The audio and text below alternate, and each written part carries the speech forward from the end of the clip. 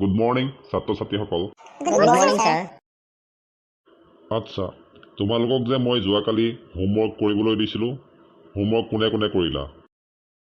Sir, মই গোটেইখিনি homework কৰিছিলোঁ, কিন্তু আজি অহাৰ সময়ত বেগত বহীখন ভৰাবলৈ পাহৰি থাকিলোঁ। ঐ, তই কৰিছিলি?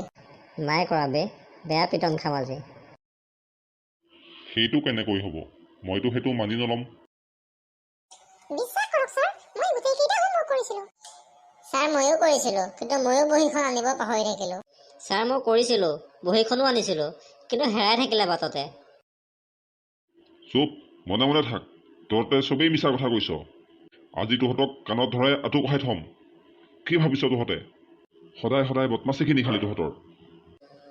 ঐ দস্তি, কি হ'ল বে? আজি ল'ব। তই কৰিছিলি জানো হোমৱৰ্ক? মইতো নকৰিলোঁ বে, পাহৰিয়ে থাকিলোঁ। আৰে, কি হোমৱৰ্ক কৰিবলৈ দিছিলে মোৰ পাহৰিলে, মোৰ মনতেই নাই কিহৰ ওপৰত হোমৱৰ্ক কৰিব দিছিলে। ঐ, কি ভুন ভুনাই আছ তহঁত দুটাই? সঁচা কথা ক, হোমৱৰ্ক কৰিছিলি নে নাই? নহ'লে চবকে আঁঠু কঢ়াই থ'ম এতিয়া। ছাৰ, মোক বিশ্বাস কৰক, মই কৰিছিলোঁ হোমৱৰ্ক, কিন্তু স্কুললৈ অহাৰ সময়ত লৰালৰি হোৱাৰ বাবে বেগত বহীখন ভৰাবলৈ পাহৰি থাকিলোঁ। বিশ্বাস কৰক ছাৰ। ছাৰ, মোকো বিশ্বাস কৰক। মোকো বিশ্বাস কৰক ছাৰ, ময়ো সঁচা কথা কৈছোঁ। ঐ, আজি এনেকেই বাচিব লাগিব কিবা এটা ফাঁকি দি হা। ক'ব নোৱাৰিছোঁ দস্তি, ইয়াক বিশ্বাস কৰিব নোৱাৰি।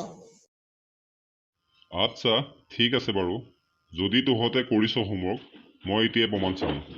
মই কালি দিয়া হোমৱৰ্কৰ ওপৰত আজি প্ৰশ্ন সুধিম। যোনে যোনে উত্তৰ দিয়, মই জানিম সি হোমৱৰ্ক কৰিছ বুলি। এতিয়াই ওলাই যাব কোনে সঁচা কথা কৈছ আৰু কোনে মিছা কথা কৈছ।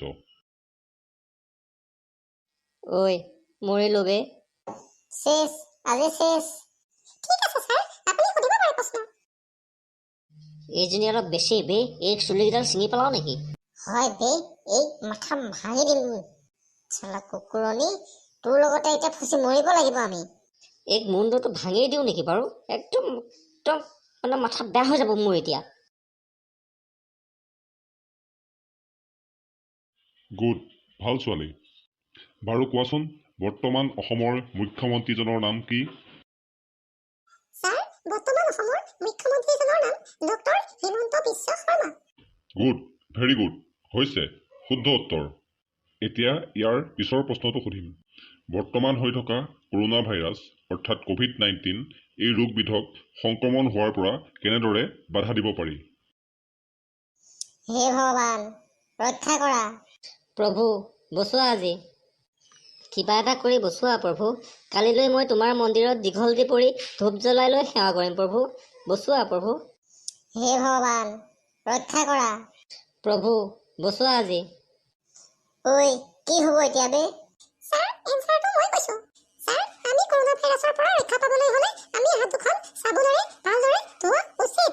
চাবোন নহবা চেনিটাইজাৰ ব্যৱহাৰ কৰি আমাৰ হাত দুখন সদায় পৰিষ্কাৰ কৰি ৰাখিব লাগে। ঘৰৰ বাহিৰলৈ ওলাওঁতে মুখত মাস্ক নলগোৱাকৈ ওলাব নালাগে। আৰু দুজন মানুহ একেলগে ৰখি কথা পাতোতে 2 মিটাৰ আঁতৰে আঁতৰে সামাজিক দূৰত্ব বজাই ৰাখিহে কথা পাতিব লাগে। গুড, ভেৰি গুড, সুন্দৰ, শুদ্ধ উত্তৰ হৈছে। এতিয়া তহঁত দুটাই এনচাৰ দে।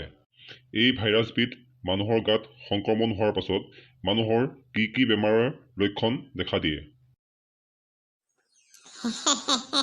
ছাৰ, লকডাউন চলি থকাৰ সময়ত যেতিয়া বাহিৰলৈ ওলাই পুলিচে টিকাত এনেকুৱা পিটন দিয়ে ছাৰ, সেইবিলাক হ'ল ইয়াৰ লক্ষণ।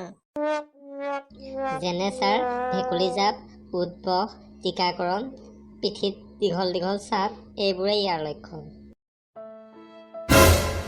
উঠি আহ, দুইটাই কাণত ধৰ আঁঠু কাহ। ঐ, পলা পলা, ফটাফট পলা, ফটাফট পলা। হয় দেই, পলা পলা, আজি নপলালে ৰক্ষা নাই, মৰিলো আজি। ঐ, ক'ত পলাইছ? আহিছনে?